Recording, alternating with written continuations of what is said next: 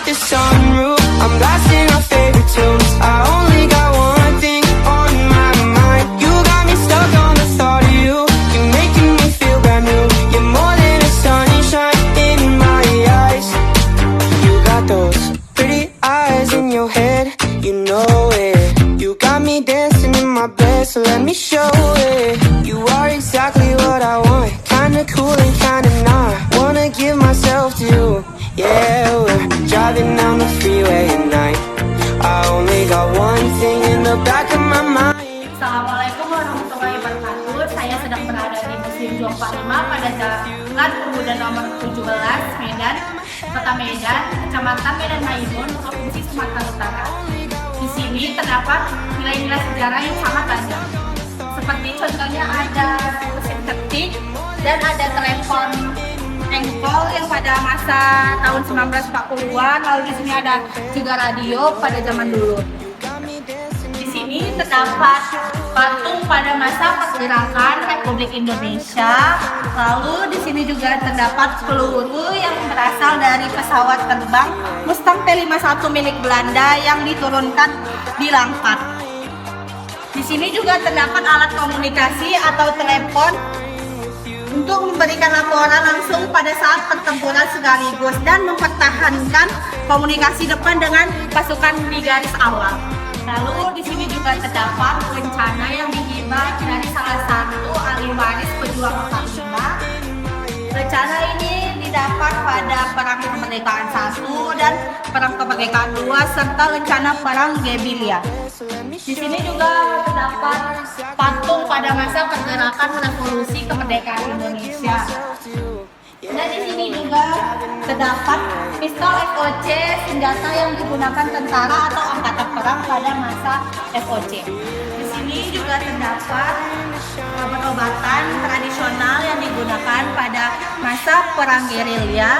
Lalu di sini juga terdapat granat serta peluru dan juga bom botol pada masa peperangan. Hal ini juga memancing kemarahan para pemuda. Barisan Pemuda dan TKR memutuskan untuk melawan dan bertarung para sekutu dan NICA untuk merebut kembali gedung-gedung pemerintah dari tangan Jepang. Lalu Inggris mengeluarkan ultimatum kepada bangsa Indonesia untuk menyerahkan senjata kepada sekutu. Lalu pada tanggal 1 Desember 1945, sekutu mengeluarkan papan yang bertuliskan Fixed Boundaries Medan Area, yang artinya batas resmi wilayah Indonesia. Lalu pada tanggal 10 Desember 1945, sekutu memutuskan untuk melakukan penyerangan secara besar-besaran kepada kota Medan.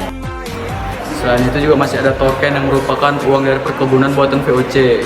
Uang dari negara lain juga masih tersimpan di dalam gedung ini.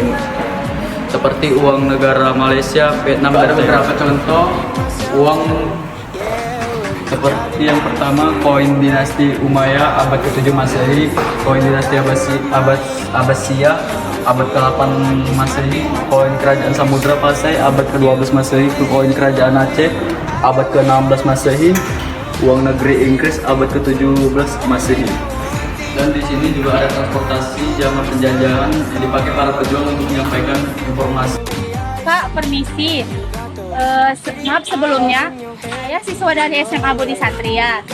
Sebelumnya nama kakak siapa ya? Baik, perkenalkan nama kakak Kaliduras.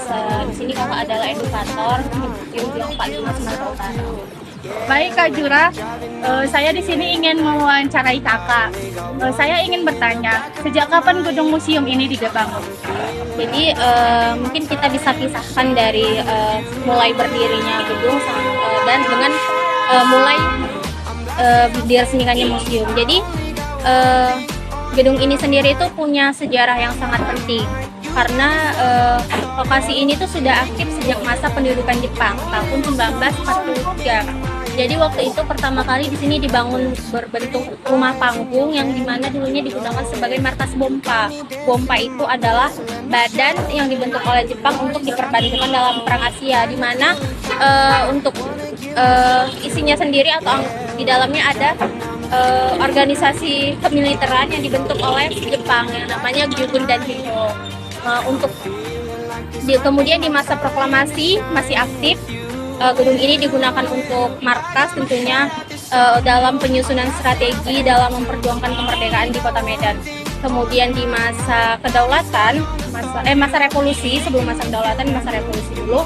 Nah, gedung ini tuh pernah ditinggalkan sama pejuang kita. Sebabnya adalah waktu itu di tahun 1946 Nika atau Sekutu itu kembali berusaha menjajah kembali Kota Medan waktu itu. Jadi karena situasi yang mengganas, lokasi ini ditinggalkan sama pejuang kita. Baru di tahun 19 masa kedaulatan sekitar tahun 1960 gedung ini berhasil diambil alih kembali sama para pejuang kita dan secara penuh diberikan haknya kepada kita. Kemudian barulah untuk visual dari gedung yang seperti ini, berlantai 3 seperti ini itu baru dibangun tahun 1974. Seperti itu sampai sekarang. Terima kasih telah menyaksikan video kami. See you. Kayak di jalan kan. Bagus. Udah. Harus nampak muka. Udah nanti videoinnya. Dadah. Kami mau pergi. Bye. Semua. Udahlah, aku ngomong gak didengerin. Ya udah, bye. Lalu udah. Selain itu, hal ini Dan buatan VOC. Terus berjuang untuk menyampaikan informasi dan surat kepada apa? Assalamualaikum warahmatullahi wabarakatuh.